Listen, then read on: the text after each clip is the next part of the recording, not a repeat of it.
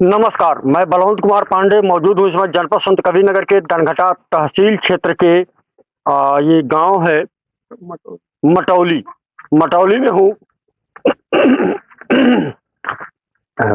नमस्कार, मैं बलवंत कुमार पांडे मौजूद हूँ इस वक्त जनपद संत कबीरनगर के धनघटा तहसील क्षेत्र के मटौली गांव में।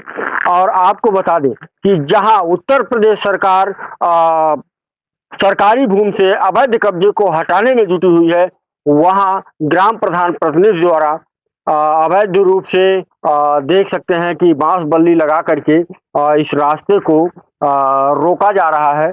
आपको दिखाएं कि यह रास्ता और इधर काली माँ का स्थान है, जहां पर देखा जाए तो रीत रिवाज के अनुसार गांव के प्रत्येक लोग शादी विवाह के दिन यहाँ जरूर आते हैं। यहाँ काली जी की पूजा होती है, उसके बाद लोग अपने शादी विवाह में जाते हैं। साथ ही में आए दिन यहाँ पर कोई न कोई आयोजन हुआ करता है। फिर भी यहाँ आने के लिए पहले चार पहिया का आसानी से आना जाना हुआ करता था, लेकिन आज देखा जाए तो एक तरफ से यह अतिक्रमण किया जा रहा है, रास्ते पर बांस बल्ली लगा करके रोका जा रहा है, जिसको लेकर के ग्रामीणों द्वारा आज थाना समाधान दिवस में एक प्रार्थना पत्र भी दिया गया है।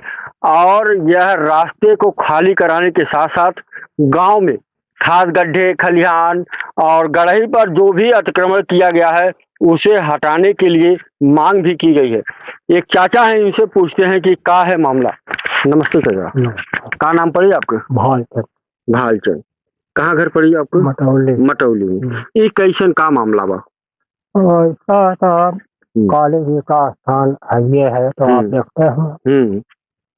और यहाँ जो है हमारे गांव के लोग तो चारपहिया से आते जाते हैं, लेकिन और अन्य गांव के लोग भी पूजा पत्रिका करा ही देहात में चलता नहीं है, यहाँ आकर के जो है चढ़ाते हैं। और यहाँ रास्ता आप देख ही रहे हैं कि बंद है।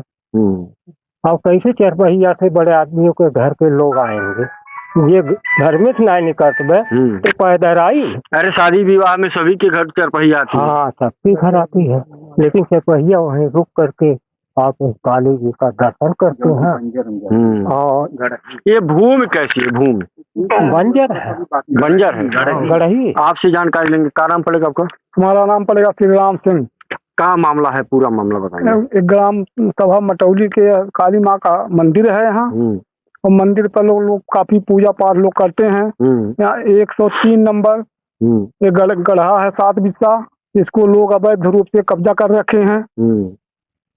किनके द्वारा कब्जा किया गया है? प्रधान प्रतिनिधि द्वारा। क्या नाम पड़ेगा जो कब्जा किए हुए हैं? अजय यादव, राजबली यादव। अच्छा, इन लोगों के द्वारा कब्जा किया गया है। आप लोग प्रार्थना पत्र दिए हैं तहसील में, क्या बोले तहसीलदार साहब? तहसीलदार साहब बोले हैं हम अधिकारी आएंगे, जांच करके इसका निस्तारण करेंगे। अच्छा, जांच करके निस्तारण। हाँ। यदि ऐसा हुआ कि अधिकारी आए और जांच करके कोई निस्तारण न किया, तब आप लोग क्या करेंगे? हम और लोग ऊपर से बढ़ेंगे, आगे की तरफ जाएंगे हम लोग। आगे की तरफ बिल्कुल, उच्च अधिकारी डीएम साहब के पास जाएंगे। सरकार की एक मंशा रही है कि जहां आप सुने होंगे कि योगी सरकार बुलडोजर वाली सरकार के नाम से भी जानी जाती है, जहां लोग अवैध कब्जा किए हैं गढ़ी पर या खलिहान में या खाद गड्ढे पर, उसे हटाने का काम किया जा रहा है। वो आपके गांव में कितना प्रभावशाली है? अब इतना तो हमारे पास कागज पूरा है नहीं कि जानकारी रखें सर। कहीं कोई अतिक्रमण हटा आपके गाँव में? नहीं, कोई नहीं हटा। कोई नहीं हटा। आप हैं, बताएंगे किस तरह? मैं शत्रुघ्न सिंह यादव पेशे से वकील हूँ।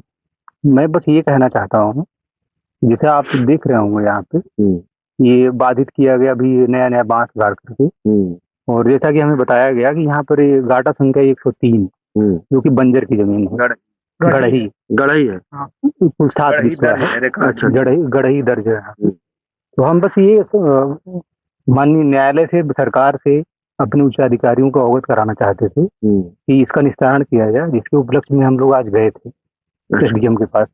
लेकिन एसडीएम साहब थे नहीं, हम लोगों ने नायब तहसीलदार साहब को अवगत कराया है, यहाँ पर आके निरीक्षण करवाएं।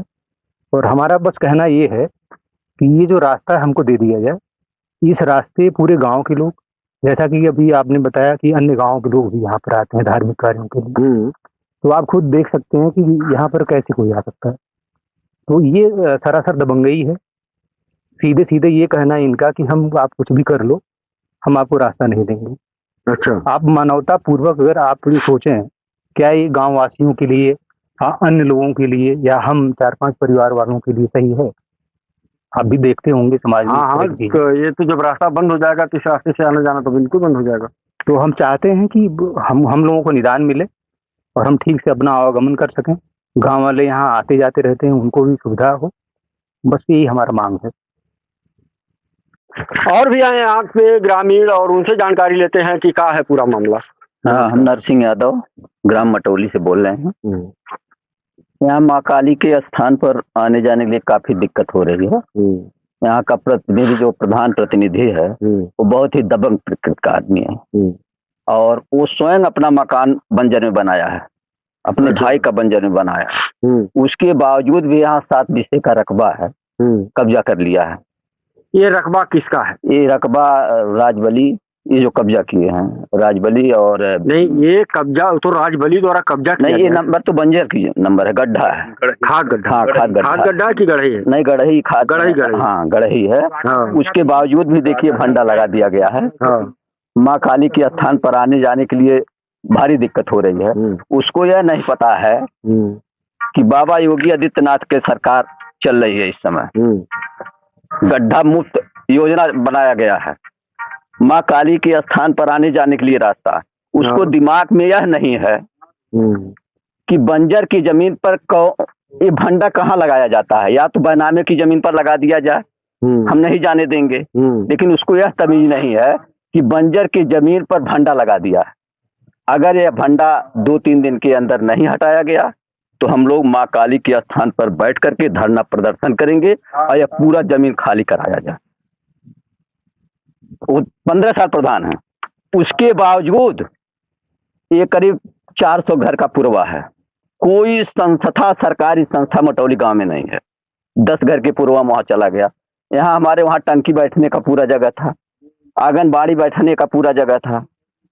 तो जब लोग अतिक्रमण किए रहेंगे तो आंगनबाड़ी कहाँ से आएगी? अब हम लोग गए थे तहसील दिवस पर, तहसीलदार साहब को दिए हैं, वो कहे हैं, आश्वासन दिए हैं कि हम 2-3 दिन के अंदर वहाँ सब खाली करवाएंगे। यादव जी, आपको बताएं कि एक कहावत है, देहाती कहावत, जब मेड़वा खेत चरी तो खेते का हो। सही कह रहे हैं। तो जब ग्राम प्रधान ही उसको कब्जा किए हुए हैं तो यहाँ पर जो संस्थाएं आएंगी तो कैसे लगेंगी, कैसे यहाँ पर कार्य होगा? नहीं, ऐसा नहीं है।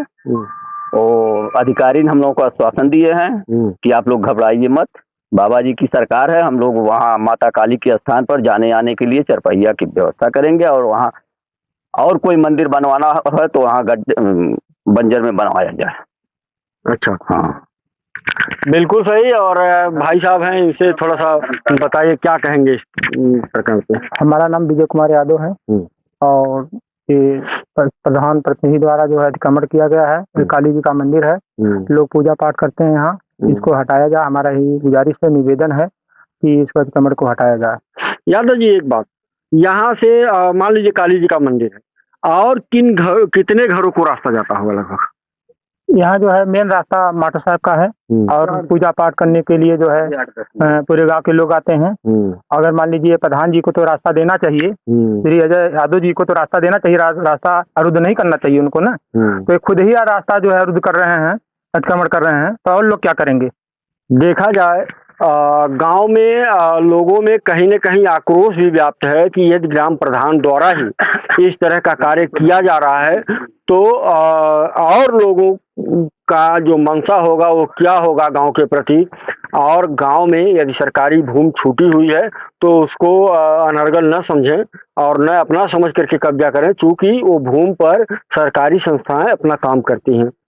तो इस तरह जो भूमि छूटती है उसमें हर किसी का 1%, 2%, 5% कट करके वो भूमि छोड़ी जाती है गांव समाज के लिए। लेकिन किसी व्यक्ति द्वारा अवैध रूप से कब्जा किया जा रहा है तो ये गलत है। और जोगी राज में इस तरह का पूरा एक मुहिम चला कि अवैध अतिक्रमण को हटाया जाए, लेकिन यहाँ पर तो सरकार की जो मंशा है उस पे ग्राम प्रधान प्रतिनिधि द्वारा पानी फेरा जा रहा है। और यहाँ पर अवैध रूप से कब्जा करके ये बता रहे हैं कि 7 बिस्वा जो है गढ़ही है जिसको पाट लिया गया है। और पाटा तो गया ये अलग की बात है, लेकिन रास्ते को भी अवरुद्ध किया जा रहा है।